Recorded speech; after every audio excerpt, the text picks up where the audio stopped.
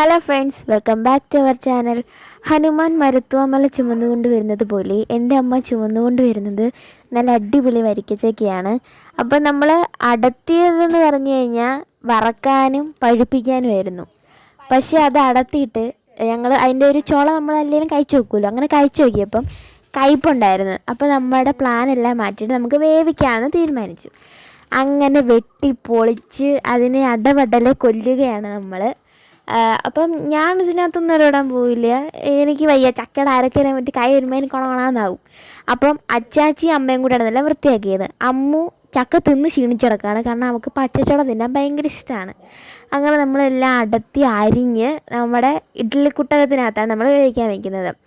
അങ്ങനെ ചക്ക അതിനകത്ത് വെച്ചിട്ടുണ്ട്. പിന്നെ നമ്മൾ ചക്കയ്ക്കകത്ത് വേവിക്കാൻ വേണ്ടിയിട്ട് അരപ്പ് ചേർക്കുമല്ലോ, അതും ചേർത്ത് ആവശ്യത്തിനുള്ള ഉപ്പും കുറച്ച് കറിവേപ്പിലയും കൂടി ഇട്ടിട്ട് നല്ല പോലെ വേവിക്കണം. അപ്പോൾ ഈ വെന്ത് വരുന്നതിനിടയ്ക്കും നമുക്ക് കുറേ പരിപാടിയുണ്ട്. എന്താണെന്ന് വെച്ചിട്ടുണ്ടെങ്കിൽ, മീനുണ്ടെങ്കിൽ അത് ഉണക്കമീൻ ഉണ്ടെങ്കിലാണ് അടിപൊളി. ഉണക്കമീൻ വറക്കണം. പിന്നെ ചമ്മന്തി, ചക്ക ഉണ്ടാക്കുമ്പോൾ ചമ്മന്തി മസ്റ്റാണ്.